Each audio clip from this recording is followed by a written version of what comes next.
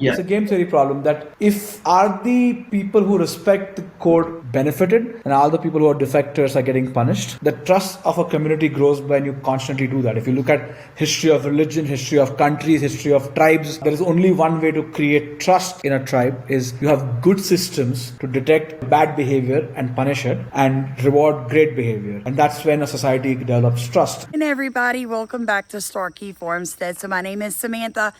And we have to discuss this. So America used to be what you would call a high trust society. He's recently observed communal gatherings used to serve as informal wellness checks. Church, for example, granted both cultural norms and moral expectations. It also required people to present themselves before others. Even atheists or agnostics showed up on Sunday morning, not because of their faith, but to signal solidarity and to demonstrate their role as contributing members in the community. Our country was founded on Christian values and beliefs. People were genuinely honest. Court systems were seen to be fair.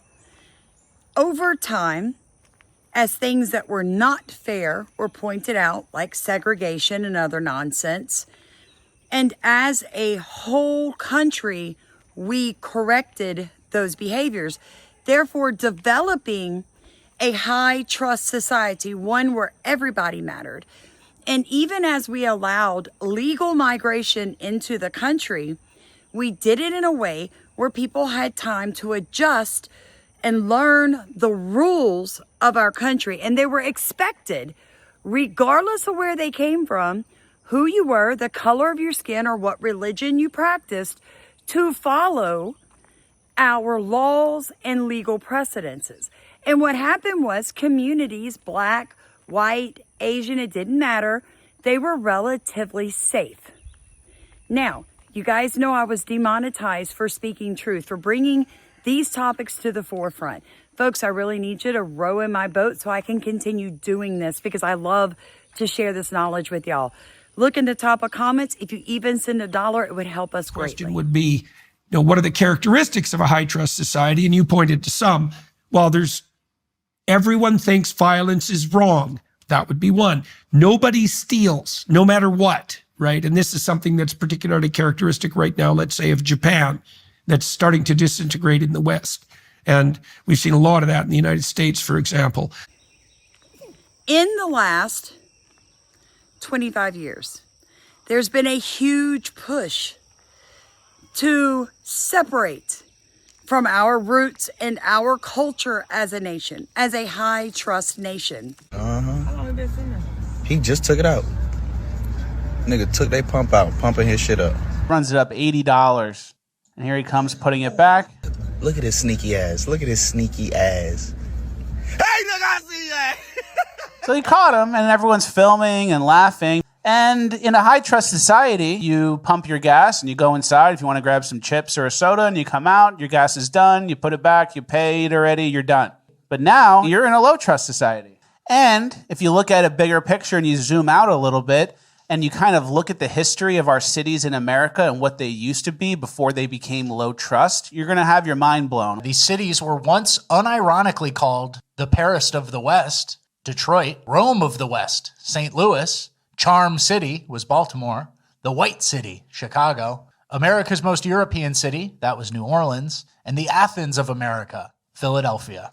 Yeah, so I guess something changed because they're not like that anymore. And you add in some white flight and it gets worse. And now it's the Senegal of the West. The Lagos of America. The Mozambique. Minneapolis, that's the Mogadishu of the West. Little crime wave in the 80s and build some suburbs and all of a sudden, poof, there's no Rome of the West anymore. Because if the overlords, the Soroses, the World Economic Forum, WHO, the UN, anybody else that wants to destroy America, can get us to be a low trust society, then our entire country is going to fall. And I mean that. I absolutely mean that. We're going to descend into chaos. And you hear people that are promoting social justice. What they're actually promoting is allowing someone that has not earned your trust into a position of power based on skin color, gender, religion, ethnicity, on and on. There's one of the biggest issues in America right now. I want you to continue watching because I'm really fixing to break this down for you, because we're seeing it happen at extraordinary rates in this country. And when President Trump said we're going back to the merit system, what he's saying is, if you didn't earn it, you can't have it. You have to earn it, folks. You have to be accountable to the laws of our country, or this entire country is done. People are waking up. Do not lose hope. You have people that want favoritism to be applied in cases where law and policy are set and someone breaks those laws and or policies. And when the punishment is applied, people begin to moan and cry and say it's not okay. We've asked that Frisco do not make a decision in this situation, but Frisco ISD has notified of their intent to expel Carmelo Anthony from school 1 month before his high school graduation. They want to remove police because police are generally bad. It is all part of the socialist movement to destroy a constitutional republic, because you need the police to come and arrest people, remove people who are not following the prescribed laws and policies. So by demonizing the police and teaching an entire generation of black children and illegal immigrants to not trust the police, you've got people who are now okaying degeneracy. And honestly, it is the entire reason the left pushes this.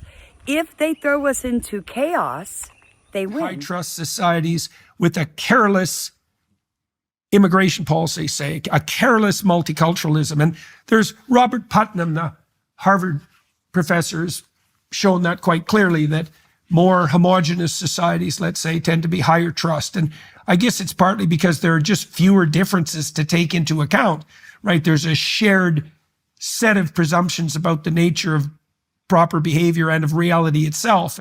Now, here's what I want to tell you. I am so thankful for COVID, because COVID woke me up. COVID turned me back wholeheartedly to my Savior, to my roots, to my value system.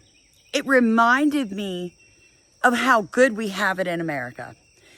I am so thankful for Joe Biden's 4 years as president of this country, because the damage that he has done has made so many people uncomfortable and aware of the false narrative that they have been being fed for most of their lives, that people are waking up faster now than they ever have before.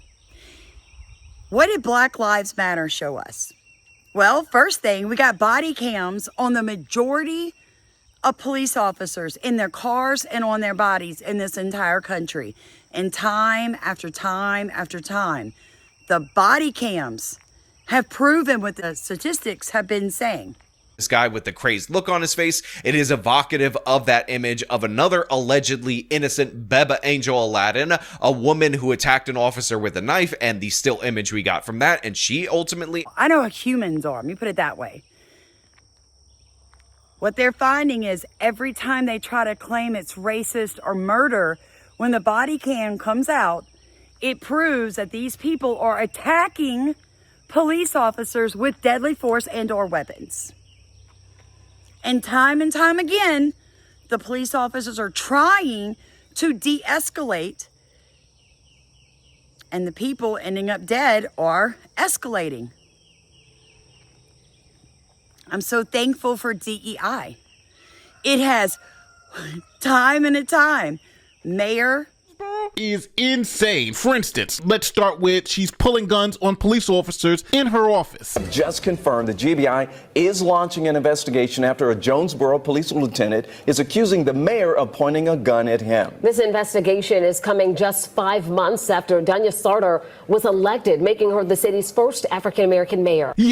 All these mayors. Weeks ago, on the first day of Women's History Month, she was named the city's first female fire chief. Say that 5 times fast. And that's not the only barrier she broke through, y'all. She's also the department's first openly gay leader as well. So let's welcome and congratulate soon-to-be Los Angeles Fire Chief Kristen Collins. A few moments later.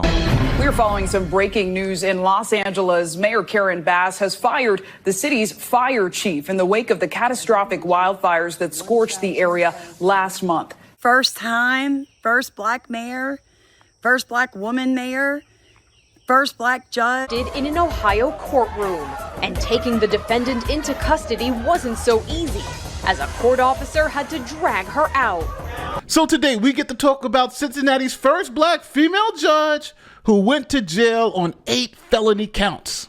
First black city councilman. Challenger running for Fort Bend County Precinct 3 Commissioner. Yeah, he is accused of creating a fake social media account to post racist comments directed at himself. But after he got arrested and search warrants went out, the cops found out that a sitting judge, a sitting Democratic judge, was also involved in this scam.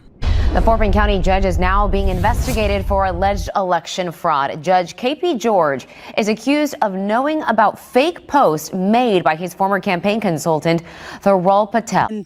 Time and time again, what's happening? They're being arrested, they're being taken out of their positions, and they're being charged with crimes. First immigrant, first illegal immigrant holding a position in an American civil City position. Council. Tanya Fernandez Anderson has a lot of firsts on the Boston City Council. She is the first Muslim, the first African immigrant, and the first formerly undocumented immigrant to serve. Your votes here sometimes are racist. You move sometimes in a way that hurts my people. And then when I get up to stand up and talk, all she talks about is black stuff. As you should. I am here to represent every single black woman and man that suffers in the community. God has my back. What do I have to do in this council in order to get respect as a black woman? A few moments later. Boston City Councilor Tanya Fernandez Anderson has just been taken into custody. Getting arrested for breaking the laws. The Democrats and the liberals hate this country. If they can get you to focus on color, if they can sell you a narrative and force you to believe it, then they can destroy this high trust society. Because it's always Democrats and liberals being arrested in these positions of power. Fight for change. We will not be silenced. Community members and leaders made their voices heard in front of Allentown City Hall Monday afternoon. Just to think that people have to go to work in fear for their lives. A few moments later. Was all a lie. That is according to police. An Allentown city worker claimed that she found a rope tied like a noose on her desk at work. It sparked an FBI investigation as people wondered if this was a hate crime. Now investigators say the worker staged the whole thing. Okay, so folks, tell you something. Live your life good. Because if you don't, the Bible is clear. Whatever you put out is what you pull in. If you wake up in the morning and go look for innocent blood, yours will be shed before it's over with. Now, I don't understand why you can't teach your children that. Why you can't put some morals into your life. That's the thing. Liberals don't want to be told no. I watch social media. You guys got offended because RFK Jr. said that autism is an environmental factor. And they went crazy. He offended me, hurt my feelings. You cannot accept the truth. Stereotypes come from statistics. And if we want to keep the country that we have, then you have to stop being a victim. Nobody's a victim in America unless you make yourself a victim. Nobody is not hiring you based on your color, your religion, or your gender in this country. If you want to be a victim, you'll find it. You'll find your victim card, but you'll never succeed in life. You will die miserable and horrible. Trust God, trust God's word, start living by the law. You should be punished. And at some point, if we continue to allow people to pull a race card, a gender card, or anything else and not be punished, the trust in America is going to consistently go lower. And let me tell you what happens to high trust societies that lose that trust factor. It will cost you more money, so it's expensive to be poor. And like how it's expensive to be poor, it's also expensive not to trust anybody. High trust versus low trust societies can explain a lot of the differences in economic performance. A high trust society, one that respects property rights, has a trusted court system, has a trusted electoral system that people believe in the results, and a high level of just compliance for basic tasks, including tax payments. High trust societies outside of the political side of things, also ones that have high levels of civic involvement, ones where people feel a sense of community, are willing to help out their friends and neighbors and strangers in need. A low trust society is the opposite, where it's kind of just an every man for himself. A lot of institutional corruption, both in the business world and the government world. A lot of dysfunction and inefficiencies for the respect of property rights. Just a general tolerance for crime and messiness and other undesirable things. And yeah, there's a big difference, really, in just the way you live in a high trust versus a low trust society. When you think of America today, when you think of low trust society, you're thinking inner cities. You're thinking ghettos. And unfortunately, whether it's right or wrong, however you want to see it, people are thinking the Black community. Why is that? Because statistically, the most dangerous place for a Black and or white person to be in America is a Black community. Because overall, not every one of them, so don't start with me, folks. Overall, the majority of crime is Black on Black. Black communities are extremely low trust. They do not trust the police. They do not trust the government. They do not trust their neighbors. It is approved. Everybody gives approval for stealing. Murder is overlooked. Crime overlooked. Breaking the law, nobody says anything. It's perfectly just run-of-the-mill, everyday average. It's what I don't understand, though. Doesn't the Black community understand that the white community in America doesn't want that for you? That you guys have chosen, you've literally chosen that. Because in a low trust society, you have a low economic growth. The guy just explained it to you. Nobody's going to work in a low trust society. Nobody is responsible in a low trust society. So businesses don't want to be there. Look at New York City. Stores closing left and right. Every major inner city in America right now, what have you seen across all the news? All the pharmacies are leaving.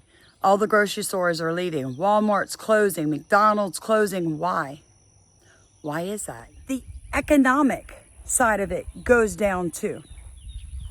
You look at the inner cities in mainly Democrat-run states. Look at them. Nobody would call those communities high trust. We call them high crime. Statistics tell us so. So what are we going to do, America? We're going to trust our legal system, and we're going to hold the people that we put in position to a high standard. And what I find mainly disturbing right now is you've got the United States Supreme Court ruling that we can't deport illegal aliens without due process. The Constitution is not for illegal aliens. This is a sovereign country. If we want to save it, we have to hold people to accountability. And I am praying every day that President Trump starts arresting people to prove that we are going back to a high trust. Because right now, trust in the federal government is at an all-time low. America cannot continue down this road. You need to be on your knees every day praying for your country, praying for the land that our Father, our God brought us into. This is our inheritance. It is worth fighting for. Like, comment, subscribe, and please consider supporting us financially.